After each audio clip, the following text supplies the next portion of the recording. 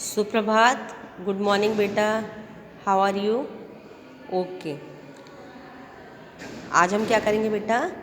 अपनी कक्षा 3 विषय हिंदी में रिमझिम पाठ्य पुस्तक में हम पाठ पाँच का नाम क्या है? बहादुर बिट्टू। उसका हम रीडिंग करेंगे, ओके, एक्सप्लेनेशन के साथ। आप लोगों को लाइव क्लास में तो मैंने आपको पढ़ा दिया ना ये लेसन, लेकिन मैंने आपको बताया ना जिन बच्चों को नेटवर्क का इशू होता है उनकी प्रॉब्लम की वजह से हम लोग वापस से आपको वीडियो बना के भेजते हैं ना, जिससे आप लोग अच्छे से समझ सको, ओके। तो आज हम कक्षा 3 में विषय हिंदी में पाठ 5 बहादुर बिट्टू का अभ्यास करेंगे। आज हम खाली 2 पैराग्राफ का अभ्यास करेंगे, ओके। तो उसमें पेज नंबर निकालेंगे हम 34, ओके। पाठ का नाम क्या है? पाठ 5 बहादुर बिट्टू, ओके। ये एक पंजाबी लोक कथा है, ओके। लोक कथा मतलब पुरानी कहानियाँ होती है ना, लोक कथा मतलब पुरानी कहानियाँ, बहुत पुरानी कथाएँ। तो एक पंजाबी जो परिवार है उसकी कहानी इसमें पाठ में बताई गई है, ओके। और इसमें क्या है? बहादुर बिट्टू। बिट्टू क्या है? एक नाम है, एक जो लेडीज़ है, एक औरत है, उसका नाम है। और बहादुर मतलब तो आप जानते हो, हिम्मत वाली है ना, हिम्मत वाला, बहुत जिसमें बहुत ताकत होती है ना। बहादुर हिम्मत वाला ही बोलते हैं, जो जिसमें बहुत हिम्मत होती है, जो किसी से डरता नहीं है, ओके। तो बहादुर बिट्टू, बिट्टू एक लेडीज़ का नाम है। उसके अंदर जो एक पंजाबी जो परिवार है उसकी पूरी कहानी है। और इसमें एक किसान है, उसकी पत्नी का नाम होता है बिट्टू, ओके। तो चलो हम यहाँ पे पढ़ के देखते हैं इसको बेटा। यहाँ से एक किसान था, उसकी बीवी का नाम था बिट्टू। एक दिन किसान ने बिट्टू से कहा, सुबह जब मैं खेत में हल चला रहा था तो एक शेर ने आकर कहा, किसान किसान, अपना बैल मुझे दे दे वरना मैं तुझे खा जाऊंगा। ओके। अब क्या था इस कहानी में, क्या बताया गया? एक किसान था, उसकी पत्नी का क्या नाम था? बिट्टू। बहादुर बिट्टू लिखा है ना पाठ का नाम। तो जो उसकी पत्नी थी ना किसान की, उसका नाम था बिट्टू। तो एक दिन क्या था, जब किसान अपने खेत से आया तो आकर उसने अपनी पत्नी को कहा कि जब मैं खेत में हल चला रहा था, मतलब जो किसान जो पैदावारी करते हैं ना, हल होते हैं पहले समय में तो गाँव में, आजकल तो ट्रैक्टर होते हैं खेतों में, है ना। तो हल चलाने के लिए खेतों में हल चला रहा था वो मतलब किसान जो खेती बाड़ी करते हैं उसके लिए। तो वो हल चला रहा था। तो एक बार कौन आया? एक समय शेर आया, उसके पास आकर बोला, किसान किसान, अपना बैल मुझे दे दे। उसने बोला, क्योंकि जो हल चलाते हैं तो हल के आगे 2 बैल लगे रहते हैं, तो उनसे ही पूरा किसान लोग खेती करते हैं। आजकल ट्रैक्टर चलते हैं, लेकिन पुराने समय में बैलों से ही खेती होती थी। तो उसके पास जो 2 बैल थे ना, उनको शेर ने उससे मांगा, क्योंकि शेर तो जंगल का राजा है, वो तो सारे जानवरों को मार कर खाता है ना, जानवरों को ही खाता है। तो उसने बोला कि तू अपने बैल मुझे दे दे, नहीं तो मैं तुझे खा जाऊंगा। या तो तुम अब मुझे अपने बैल दे दो, नहीं मैं तुम्हें खा जाऊंगा। बिट्टू ने उससे पूछा, तूने क्या जवाब दिया? अब जो बिट्टू थी ना उसकी पत्नी, उसने किसान ने उसको सारी बातें बताई कि मैं जब हल चला रहा था खेत में तो एक शेर आया और आकर मुझसे मेरे बैल मांगने लग गया, नहीं तो वो मुझे खा रहा था। तो बिट्टू ने उसको पूछा, उसकी पत्नी ने, कि भाई तुमने क्या जवाब दिया, तुमने उसको क्या आंसर दिया?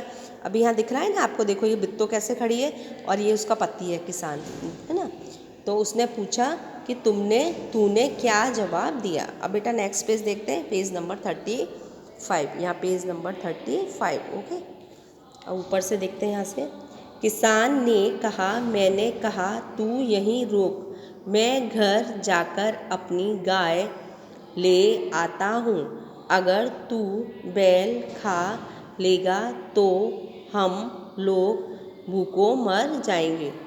यह सुनकर बिट्टू को बहुत गुस्सा आया। उसने किसान को फटकारा, घर की गाय शेर को खिलाते तुझे शर्म नहीं आती? ओके बेटा। अब यहाँ पे देखो ऊपर, ये मैंने आपको लाइव क्लास में तो बहुतों ने अंडरलाइन कर लिया होगा, लेकिन नहीं किया है तो आप लोग कर लेना। यहाँ बिट्टू पे करना है, पेज नंबर 34 पे, और 35 पे हमको कहाँ पे अंडरलाइन करना है? एक तो ये रुक लिखा है, रुक, इस पे करना है। और ये भूको, इस पे भी आपको अंडरलाइन करना है। एक गुस्सा, इसको भी आपको अंडरलाइन करना है। ओके, अभी देखो यहाँ पे आधा सा है ना, गुस्सा, और ये रा, रुक। अब रा पे मैंने आपको कितनी बार बताया कि रा पे कभी भी मात्रा, उनकी मात्रा नीचे नहीं लगाते हैं, हमेशा साइड पे ही लगाते हैं। ओके, अब यहाँ से देखते हैं, अगर तू बैल खा लेगा तो हम लोग भूखों मर जाएंगे। यह सुनकर बिट्टू को बहुत गुस्सा आया। उसने किसान को फटकारा, घर की गाय शेर को खिलाते तुझे शर्म नहीं आती?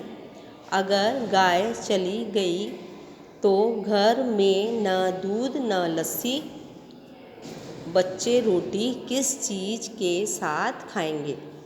अब क्या था, उसने जब बताया उसने कि मैंने तो उसको गाय लाने के लिए गाय ले जाने के लिए बोल दिया, तो बिट्टू को बहुत गुस्सा आया। उसने बोला कि तुमको शर्म नहीं आई अपनी गाय देते हुए, कि अगर अपनी गाय चली जाएंगी तो अपने बच्चे खाना कैसे खाएंगे? क्योंकि गाय दूध देती है और दूध से तो लस्सी बनती है, बहुत सारी मिठाइयाँ भी बनती है ना दूध से।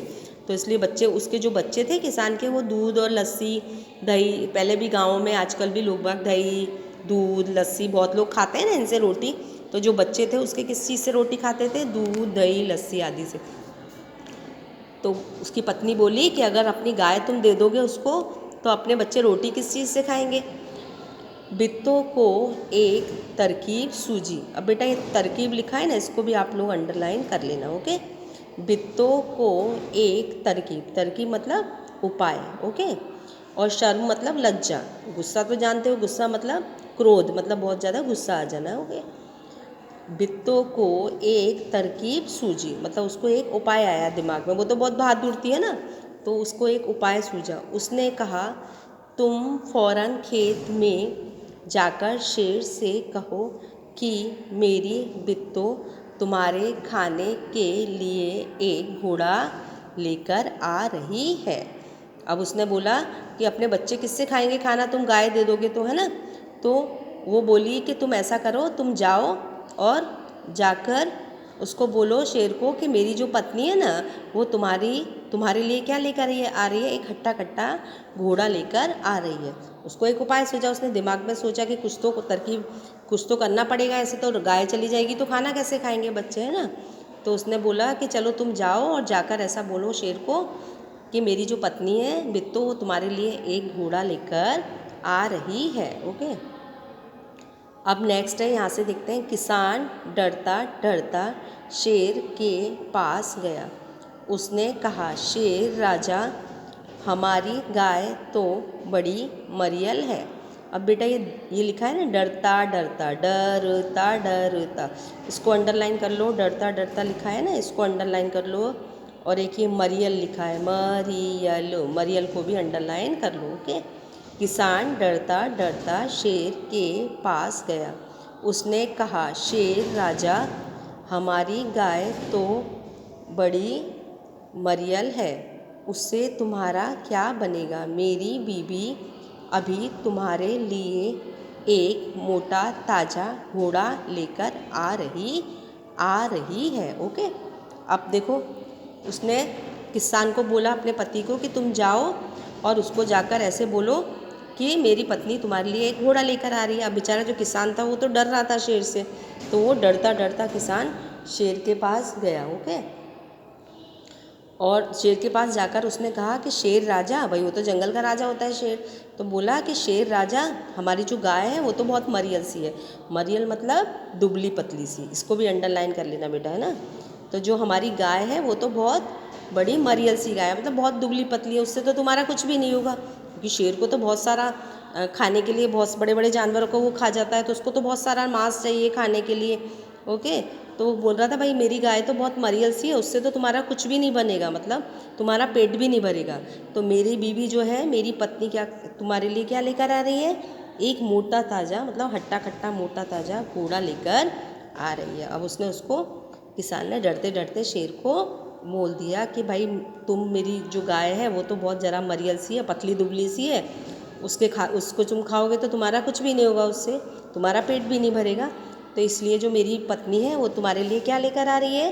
एक मोटा ताज़ा घोड़ा लेकर आ रही है। ओके, आज बेटा हम यहाँ तक ही करेंगे, आगे का मैं आपको नेक्स्ट वीडियो जो बनाएंगे ना हम, मैं आपको उसको, इसका जो आगे का भाग है वो हम आगे करेंगे। वैसे मैंने लाइव क्लास में आपको ये लेसन करा दिया है, लेकिन जिसको नेटवर्क की इशू की वजह से जो बच्चे नहीं कर पाते बेटा, वो लोग इस वीडियो को देख सकते हैं। ओके बेटा, बाय बेटा, टेक केयर। और आप लोग हाँ, जो PDF मैं भेजती हूँ वो साथ के साथ आप लोग CW वर्क करते रहा करो, है ना, साफ साफ हैंड राइटिंग में, अच्छी हैंड राइटिंग में पूरा लेसन का नाम। लेकिन हमको लेसन का नाम सिर्फ एक बार ही डालना होता है। कठिन शब्द और शब्दार्थ लिखते हैं ना, उससे पहले ही हमको केवल लेसन का नाम, पाठ का नाम डालना पड़ता है। बाकी जब तक वो लेसन ख़त्म हो जाता है तब तक हमको बार बार हम वो पाठ का नाम नहीं डालते। ओके, तो ओके बेटा, आज हम यहाँ तक ही इसको पाठ को करेंगे, उसके बाद का जो नेक्स्ट वीडियो में आपको कराऊंगी। ओके, टेक केयर बेटा।